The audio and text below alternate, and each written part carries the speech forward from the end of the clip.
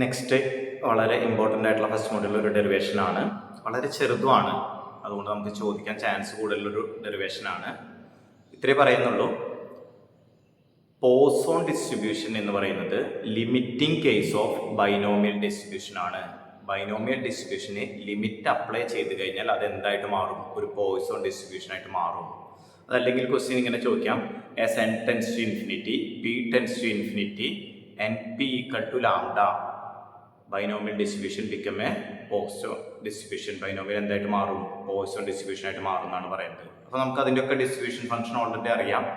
ബൈനോമിയലിൻ്റെ F of x എന്ന് പറയുന്നത് n C x p raise to x q raise to n minus x ആണ്.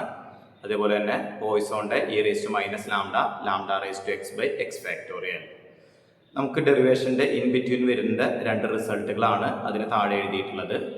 1 minus lambda by N whole raise to N എന്ന് പറയുന്നത് e raise to lambda ആണ്. When N tends to infinity ആകുമ്പോൾ limit കൊടുക്കുമ്പോൾ മാത്രം, അല്ലെങ്കിൽ value വരില്ല.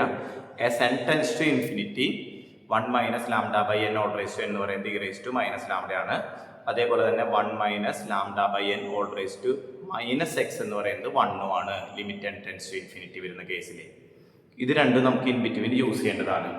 അപ്പോൾ നമുക്ക് അവിടെ അറിയാം, ഫസ്റ്റ് നമ്മൾ ബൈനോമിയൽ നിന്നാണ് സ്റ്റാർട്ട് ചെയ്യുന്നത്. ബൈനോമിയലിന്റെ എഫ് ഓഫ് എക്സ് എന്ന് പറയുന്നത് n C x p raise to x q raise to n minus x.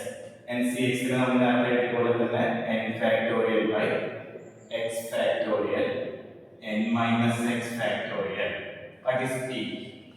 N p equal to lambda എന്നാണ് പറയുന്നത്. അപ്പോൾ പി എന്ന് പറഞ്ഞാൽ അവിടെ വരും lambda by N whole raise to x. Q എന്ന് പറഞ്ഞാൽ എന്താ? P plus q equal to 1 ആണ്. ക്യൂ എന്ന് പറയുന്നത് 1 മൈനസ് പി അല്ലേ. പി എന്ന് പറഞ്ഞാൽ ഓൾറെഡി പറഞ്ഞു ലാംഡ ബൈ എൻ ആണ്. 1 മൈനസ് ക്യൂന്റെ റിസൾട്ട് വരുന്നത് 1 minus lambda by N whole raise to n minus x ആണ്. അത് നമ്മൾ നോക്കേണ്ടത് എൻ ഫാക്ടോറിയലും എൻ മൈനസ് എക്സ് ഫാക്ടോറിയലും ക്യാൻസൽ ആവുകയാണെങ്കിൽ എൻ ഫാക്ടോറിയൽ എന്ന് പറഞ്ഞാൽ 1 into 2 into 3 into etc n വരെയുള്ള ടൈംസ് ആണ്. അതിന്റെ ഇൻ ബിറ്റ്വീൻ എവിടെ വരുന്നുണ്ടാവും? എൻ മൈനസ് എക്സ് വരുന്നുണ്ടാവും. അപ്പോൾ എൻ മൈനസ് എക്സ് വരുന്ന ടൈംസ് ക്യാൻസൽ ആയിട്ട് ബാക്കി എന്ത് വരും?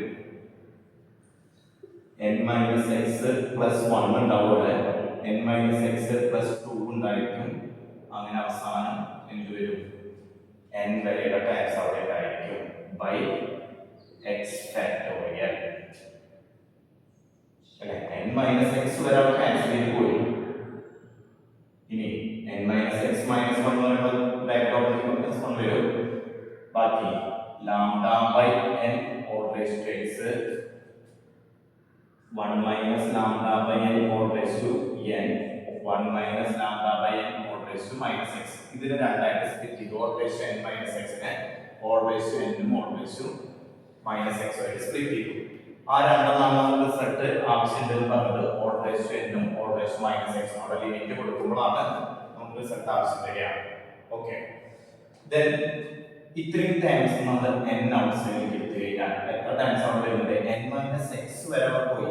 ബാക്കി എത്ര ടൈംസ് അവിടെ വരും ഔട്ട്സൈഡിലേക്ക് എടുത്തു കഴിഞ്ഞാൽ? n minus n raise to X times വരും. ഔട്ട്സൈഡിലേക്ക് എടുക്കുന്നത് 1 minus X plus 1 by n. അടുത്തത് 1 minus X plus 2 by n etcetera n എടുത്തു കഴിഞ്ഞാൽ 1. ഈ ഒരു സ്റ്റെപ്പാണ് നമുക്ക് ഒരിക്കലും മനസ്സിലാവാതിരിക്കാനുള്ള സ്റ്റെപ്പ്. പക്ഷെ അത് ഇമ്പോർട്ടൻറ്റ് സ്റ്റെപ്പാണ്, മനസ്സിലാക്കി വയ്ക്കാൻ. എത്ര ബ്രാക്കറ്റ്സ് വരുന്നുണ്ട് എന്നാണ് ചോദിക്കുന്നത്. n എക്സ് ടൈംസ് ആണ് വരിക. എക്സ് വരുന്നതാണ് ക്യാൻസൽ ചെയ്ത് കൊടുത്തത്. അങ്ങനെ ബാക്കി എക്സ് ടൈംസ് ആണ് വരിക. അതിനൊക്കെ n ഔട്ട്സൈഡ് കിട്ടുന്നതിന് n ടു എക്സ് വരും.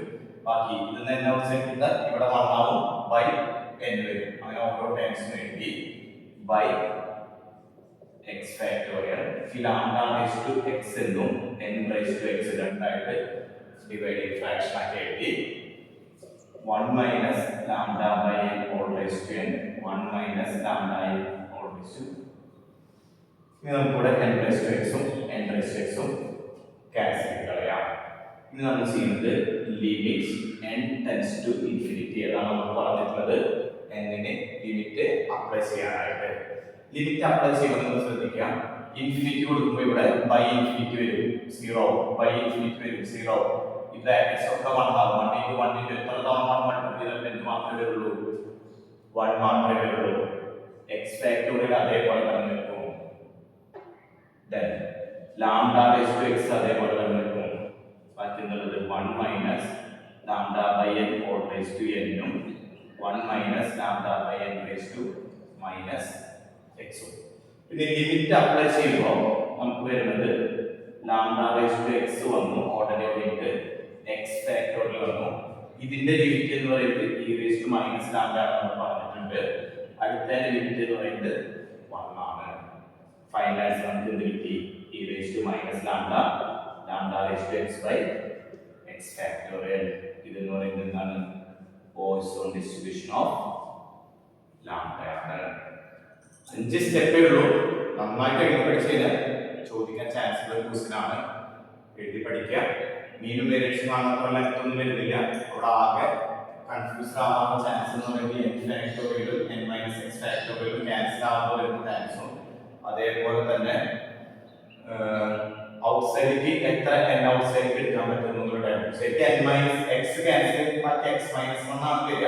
പക്ഷെ ഇവിടെ ഔട്ട്സൈഡിൽ n കൂടിയിട്ടാണ് റേസ് ടു x ആൻസർ വരുന്നത്. ഇതിന്റെ ലിമിറ്റ് അപ്ലൈ ചെയ്യാണ്. ലിമിറ്റ് അപ്ലൈ ചെയ്യുമ്പോൾ ഈ ബ്രാക്കറ്റ്സ് ഒക്കെ 1 മൈനസ് 0 1 മൈനസ് 0 എന്ന് വരും. 1 into 1 into 1 എന്ന് പറയുന്നത് 1 തന്നെയാണ് വരിക. ഈ രണ്ട് ലിമിറ്റ് ലാസ്റ്റ് നമ്മൾ അത് ഫോർമുല സ്റ്റാർട്ടിങ് എഴുതി വെച്ചിട്ട് e raised to minus lambda അതേപോലെ തന്നെ 1 ആണ് വരുന്നത്. സോ ഇതാണ് നമ്മുടെ മൂന്നാമത്തെ ഡെറിവേഷൻ എന്ന് പറയുന്നത്.